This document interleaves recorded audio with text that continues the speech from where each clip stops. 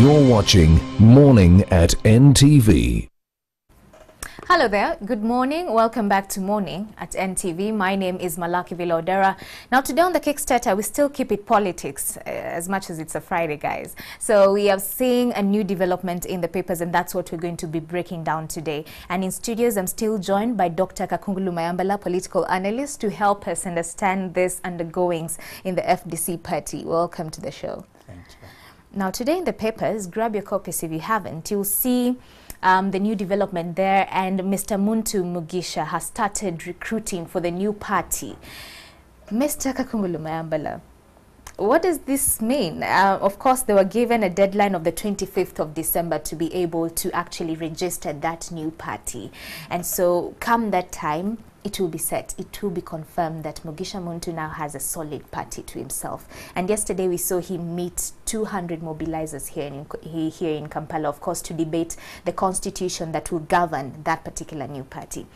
So what does this mean if they're to get it right this time round? If the new formation is to get it right in terms of forging a totally new, different direction, that which the other political parties have actually failed to do, what will it take? What the new formation has to do if they want to come on board as the leading opposition party, as opposed to the NRM, is that they must, one, know the field, what do the voters want, what are the key issues which the voters need. Then, more importantly, they must know that Ugandan politics has been built on personality, the person who is offering himself or herself. And parties over a period of time since independence, they've been built by charismatic leadership. Ben Chwanuka, Milton Obote, and then President Museveni, Dr. Kizza Besigye, and all the other opposition leaders. So when you talk about value-based leadership, when you talk about institutional versus personalized leadership, those are more of elitist views. So probably they may be able to get some moderate people or some few people who are on the wall, who are still on the fence. But in terms of a grassroots built political party, they need to know what people want, and then how can they position themselves as opposed to the FDC and the other political parties. So in my view, that's what they need to do. It is really going to be a very hard job for them to do, because what they need to do right now is, if you are starting a new political party and your hope is that you are going to get some supporters from FDC and then go with them to new formation, because even the supporters in FDC, they've not been enough to give FDC leadership. So where they need to go is, one, those people who are tired of Ugandan politics and who have not been voting, who are just on the fence undecided, and also to convince a big fraction of NRM supporters to cross over. So far, I've not heard of anybody in the NRM openly crossing to new formation. Maybe they will do at the time of registration. So that's what they need to do, because the people are there and they are known where they can find them, but they need to go out. And what is important in reaching out to these people is the message which they will be presenting. Is it a message which is radically different from the one of the NRM and the FDC or the other political parties which are already there? Right, because actually what Mr. Mugisha Muntu is saying, that this party will be a value-based party. So they'll be zeroing in on values, key to note. Now, last week we saw 63 FDC leaders defecting from FDC in Ankole region. And of course we have those bites. But with this particular movement, 63 just from Ankole region, that's no mean feat. But should the new formation and Mr. Mugisha Muntu go a step further to vet these people before they come in? Because critics have been saying that if they just move from FDC, which quote unquote has been failing, and come to the new formation, they'll bring the same viruses, so to speak, to the new formation party. So should Mr. Mugisha Muntu vet these people before he accepts them in? No, there is absolutely no need to vet them, because these are in politics, in multi-party politics. As long as the person has come and taken on your card, there is nothing like being a mole. As long as the person is there, because ordinarily the supporters have only one card. So if somebody is the FDC, they cross to new formation, they will be genuine members of new formation. The key issue is that how many of these people would be able to stay, because when the temperatures go up, that's towards 2021, what the Ugandan population will be, the voters will be going for, the voters are going to be pro-establishment or pro-change. And so the biggest opposition party, or the biggest person, the one who will be having the biggest following in the opposition, will be the one to take the vote. And that has been the case. So whether there will be Honorable Biwine with his people power, General Mugisha Muntu, or Dr. Kiza BSJ, or DP also, and UPC bring, all that will not matter. What will matter is that the vote will be split between, do we maintain the status quo or do we go for change? So actually this is not, to me, what the party, the new formation should be looking at is having the biggest following. So that's when they will be relevant. Otherwise, at the grassroots level. Yes, at the grassroots level. Otherwise, what will happen is what still happened in 2016. They are going to have as little as less than even 1 million voters, because people are not going to waste their vote on a candidate they see has no chance of winning. Right. Yeah. And we actually have those bites, and this is of course during the defection of the 63 FDC leaders from Ankole region. Let's take a look. Possibly I'll hand over to my deputy, whom I've been working with, so that I can take on the work of mobilizing for the new formation and building the new formation in Ntungamuli. So they've made the resolve, but the question has been, will this affect the supportive base of FDC in Ankole region? 63 FDC leaders moving to the new formation. Will the support base of FDC be affected? Again, what's happening is that, already you are seeing it with the MPs, because the MPs are directly elected people. So you see they are taking a careful path, because if you saw what happened to those MPs who went with the Honorable Amama Mbabas, most of them lost. So you saw the Kampala woman MP clinging on to Dr. Kiza BSJ, because she knew, if I leave FDC, I'm going to lose, because that will be, at that time, the vote will be on who is going to, likely to win. And when these leaders leave, it is not, they've just announced that for us we are leaving, we are 63. If they had come with like 2,000 voters, they say we are here, we are 63, our 2,000 voters are also here, we are going with them, then that would be very important. Otherwise, what FDC will do is to replace them with other mobilizers, and then their impact may be just as minimal as possible. Right. Yeah. And we actually had the FDC spokesperson come out to say this, you know, fine, they're leaving, but we are also, you know, having a plan B. We've started our recruitment as well. Let's take a listen to that. Yes, we are concerned when members leave FDC, but we are recruiting at the same time. And that's why we went to Teso. Actually started the recruitment drive in Teso region. This particular, it seems like it's a push and pull of numbers and support and just seeing which party will carry the most weight. Are we likely to see a crisis, especially as we gear up to the 2021 you know, general elections?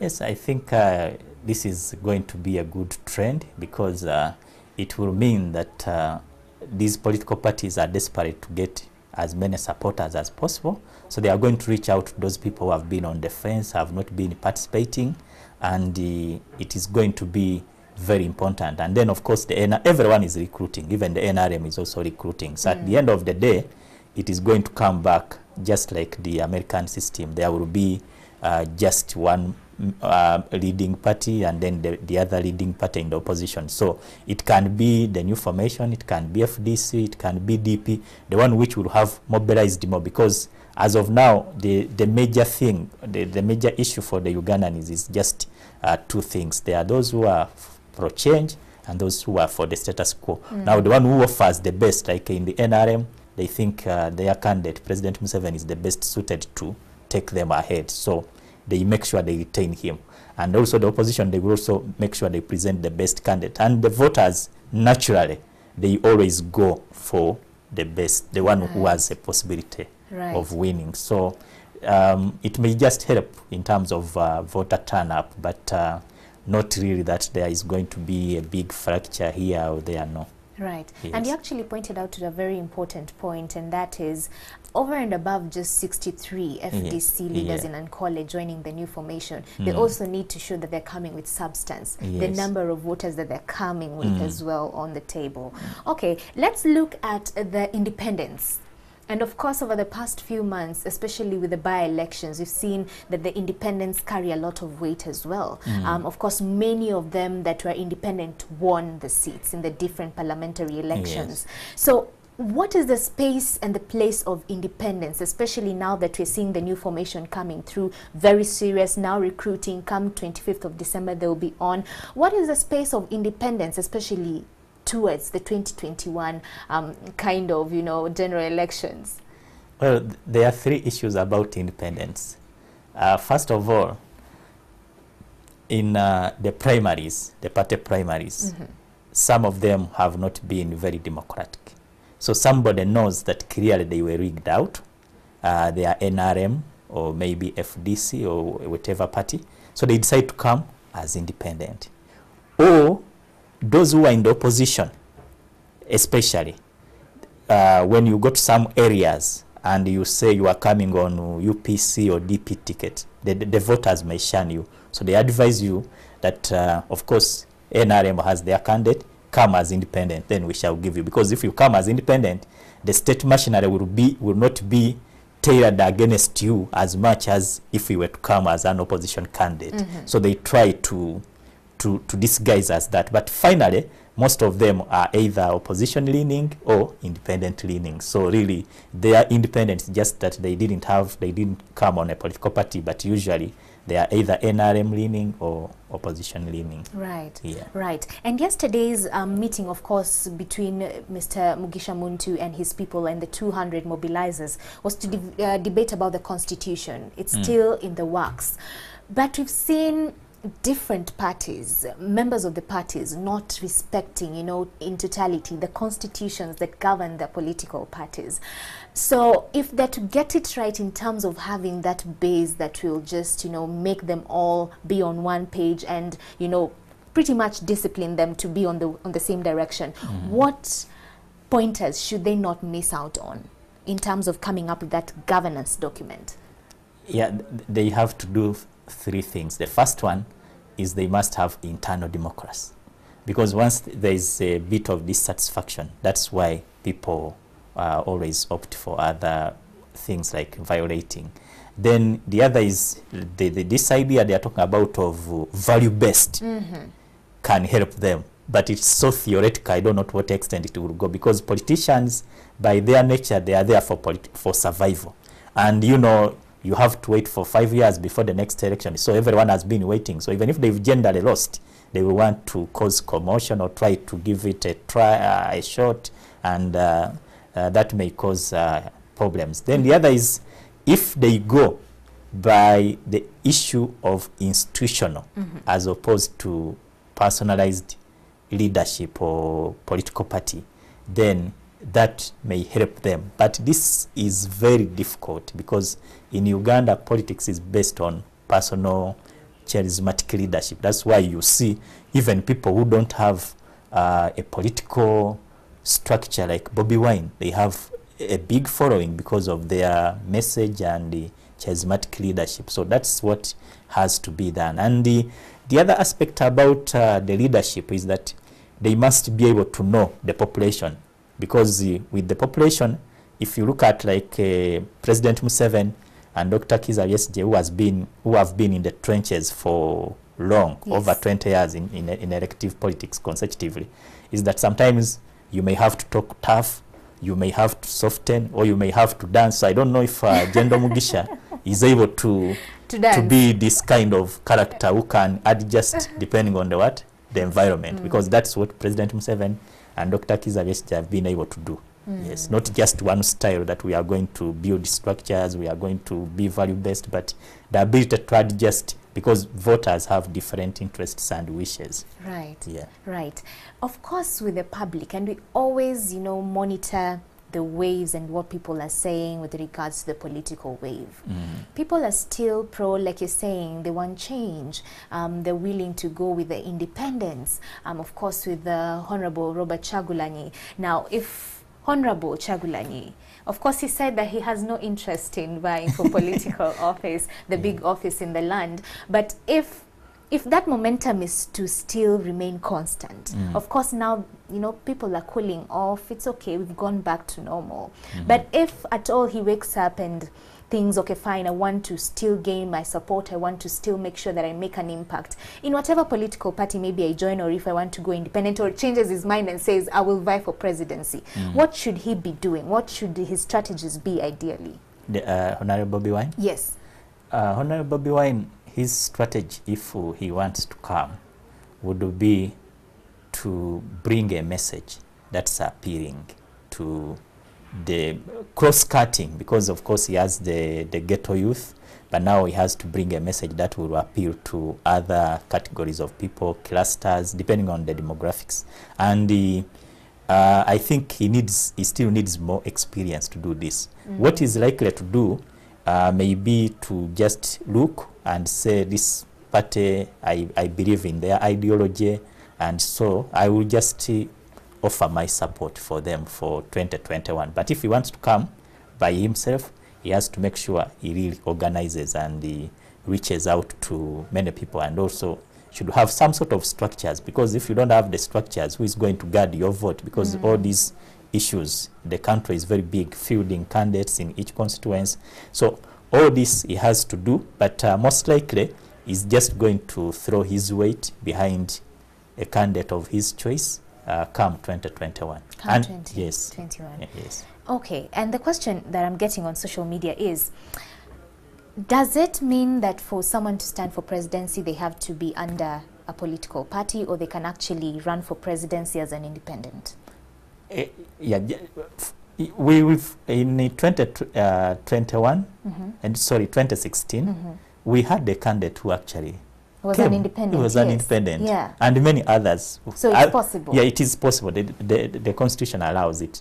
So you can choose to come as independent. You can choose to come on any political party. So it doesn't have to form a political party. But the issue, if you are independent, is the structures, because you have to guard the vote. You have to have people, and so if you're just picking people from the street or any supporter, you need to have people who have been like in an organized form of structure, because already the NRM, as you can see, they have the LC system, starting from the smallest unit. So they have somebody they can go to. But for you, if you don't have the, if you don't have, you a candidate, for example, you're a presidential candidate, you have gone to Nepak district to campaign. Where are you going to start from? Because you don't have the structures. But here you will be received by the district chairperson of the party, and then you have the structures. So that's what becomes difficult for independents to actually win. Yeah. Okay, very important for independents to note. Structures are very key. Now, in 2016, the president, Mr. Yoweri Kaguta Museveni, His Excellency, our president, won, against Mr. Dr. Kizza Besigye by over 60% of the votes cast in that particular, election. Now, many will be asking, NRM, just His Excellency, Mr. Museveni, garnered over 60% of the votes cast. So if all these opposition political parties are to actually gain this particular seat and win these elections in 2021, will they have to merge and just support one particular person? Because you can imagine all these opposition political parties, the number of votes that are going to be divided and spoiled if they're to have chances of winning. No. Do they have to form one force and support one person? That would be the idea, that they form one force. So they have two candidates, but practically it is not possible. Why not? Because even if they did, Yes. There was a gentleman called Chegere in the 2001 referendum. So he came from nowhere and started campaigning against the referendum when all the political parties, including the NRM, had considered. So even if they united, there will be another force who will come up. We've had many of those. But the issue which the viewers should know is that the vote is clear. It is going to be pro-establishment or pro-change. So the voters know they don't want to waste their vote. In fact, if you go back to the statistics of the 2016 elections, Honorable Amamambabas and the other people who participated did not in any way affect Dr. Kizza Besye's vote, because the votes they got were so insignificant. They never reached even 500 people, all of them put together. So this was very small. Yeah. So the issue would be, how do they get a portion of the NRM supporters crossing over to this side? Otherwise, the opposition is all the same.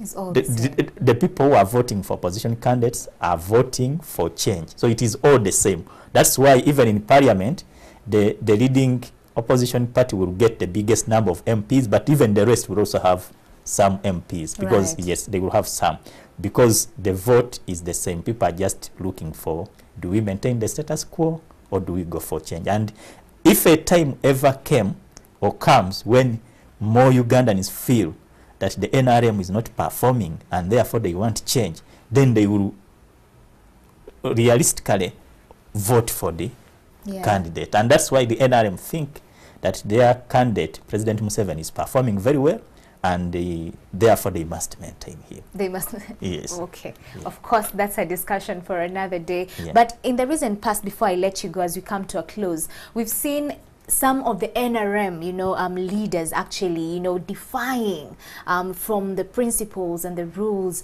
of, the caucus. And so even during the mobile money debate, we saw most of them actually voting towards the abolition of the 0.5 taxation on withdrawals. So should the opposition strategically look at them that are NRM leaders, but defiant NRM leaders, to look to them to move over and cross over, like you're saying, that is the only chance for them to actually win come 2021? No, it should be the other way around. These MPs who are defying the political party, they are doing so because of the constituency. Because if you are a member of parliament, your chances of being a minister are very small. So you are better off listening to your voters, because they are the voters who give you the mandate. If they tell you don't vote for mobile money and you go ahead to vote for mobile money, then you go back to you have seen some of them being chased away from funerals, the hostility will be much, and you are going to lose the election. So they are always torn between, do I go by the party line or do I stay for political survival? Because they've gone on to win. Even people who have been traditional rebel MPs, Honorable Theodore Sechkubo, Honorable Nwagaba, they've maintained their constituencies because they go by what the voters want, but they remain in the NRM party. So that's why they are struggling for political survival. Yeah. Yes. So, and lastly, it is coming on the backdrop of the issue of individual merit. Because the NRM, when they came into power, they banned political party activities until about 2000, about 1999, 1996, when they opened up the political space. So there is still a hangover of individual merit. People are in political parties, but they think that they were elected because they were very good, not because of the party. Right. Yeah. Right. Yeah. Wow. Okay, of course the intrigues in the political space are things that we actually watch to see how they unfold, especially now with Mugisha Muntu being very serious about the New Formation Party. Thank you so much for coming in studios, Dr. Kakungulu Mayambala, political analyst. That has been the conversation. What are your views on this particular development? What are your views, of course, as we gear up to the 2021 national final general elections. Very important. So keep your views coming. The hashtag is Morning at NTV. That's on Twitter. You can also stream us live and drop in your comments. NTV Uganda, that's on Facebook and YouTube pages. Morning at NTV still continues. Up next is Flavia Tumusime with Take Note. Keep it here.